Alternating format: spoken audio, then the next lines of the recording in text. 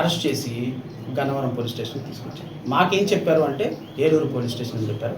మేము Eluru police station దగ్గర wait చేస్తుంటే all of sudden we came to know morning that was being taken in to our custody in a case. ఈ కేసులో crime number 188 of 2026 under section 147, 148, 152, 192, 197 1D, 353(1)B of BNS and section 13 and 39 of UPA Act అండి. UAPA Act 1967 కేసులో ఇప్పుడు రావణ్ణి arrest చేశారు. ఈ కేసులన్నీ మరణశిక్ష పడదగినటువంటి case. మరణశిక్ష, లైఫ్ ఇంప్రిజన్మెంట్, మరణశిక్ష అంటే రాజద్రోహం, దేశద్రోహం పెట్టినటువంటి కేసు. నేను అడుగుతున్న పవన్ కళ్యాణ్ గారిని, ఏ కాంటెస్ట్లో ఈ కేసులు పెట్టారో నాకు తెలియదు. ఎందుకంటే నాకు ఇంకా ఎఫ్ఐఆర్ నా దగ్గరికి రాలేదు. బహుశా ఎఫ్ఐఆర్ వచ్చిన తర్వాత నేను దాని మీద రెస్పాండ్ అవుతాను. నేను అనుకోవటం, నిన్న కందుల దుర్గేష్ గారు మాట్లాడినటువంటి మాట ప్రెస్ మీట్ నేను చూశాను. ఈ ప్రెస్ మీట్లో కందుల దుర్గేష్ గారు ఏం మాట్లాడారంటే, ప్రకాష్ రాజుకి సంబంధించి ప్రకాష్ రాజు అండ్ రావణ్ వీళ్ళు ఇద్దరూ కూడా దేశ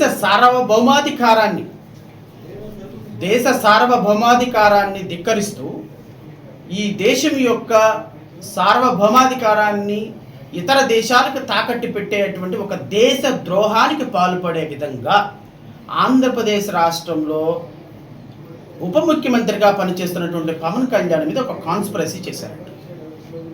కాన్స్పిరసీ చేసి ఎలా ఈ రాష్ట్ర ప్రభుత్వాన్ని కూలదోయాలి అనేటువంటి ఒక కాన్స్పిరసీ చేసి, ఆ కాన్స్పిరసీ ద్వారా ఈ రాష్ట్రానికి, భారత ప్రభుత్వానికి, అంటే భారత ప్రభుత్వం అంటే ఇంక్లూడింగ్ ఆంధ్రప్రదేశ్ గవర్నమెంట్తో సహా దేశద్రోహానికి పాల్పడేటువంటి నేరం చేశారు. కాబట్టి రావణ్ని ఈరోజు రిమాండ్ చేయించబోతున్నారు.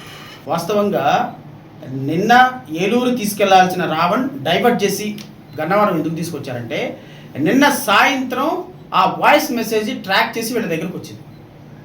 ఆ వాయిస్ మెసేజ్ని బేస్ చేసుకొని ఈరోజు ఈ రాజద్రోహం కేసు కట్టారు. రావణ్ ఫోన్ సీజ్ చేస్తారు కదా సహజంగా పోలీసులు. ఆ రావణ్ ఫోన్ సీజ్ చేసిన తర్వాత ఆ రావణ్ ఫోన్లో ఆ వాయిస్ క్లిప్పింగ్ని బట్టి ఈరోజు ఈ రాజద్రోహం కేసు కట్టి, డెత్ పెనాల్టీ కేసు కట్టి రిమాండ్ పెట్టబోతున్నారు. ఎక్కడికి వెళ్తుందండి ప్రజాస్వామ్యం? అరెస్ట్ చేయడానికి ఇన్ని అడ్డదారులా? ప్రభుత్వానికి సిగ్గుందా? పవన్ కళ్యాణ్కి ఏమైనా ఇంగిత జ్ఞానం ఉందా? అరే, మనం డెమోక్రసీలో ఉన్నాము, ప్రజలు మనల్ని అబ్జర్వ్ చేస్తున్నారు, కామన్ మ్యాన్ మనల్ని అబ్జర్వ్ చేస్తున్నాడు, మనం రేపొద్దున ప్రజలకు ఆన్సరబుల్గా ఉన్నాం. ఈ 2019, 2024లో జరిగిన కొన్ని బ్రూటల్ ఇన్సిడెంట్లు, దాష్టికాలు, దుర్మార్గాలు, వీటన్నిటిని చూడలేక ప్రజలు ప్రశ్నించే తత్వం ఉన్నటువంటి పవన్ కళ్యాణ్ అనేటువంటి నాకు 21కి 21 సీట్లు ఇచ్చి ఓట్లేశారు.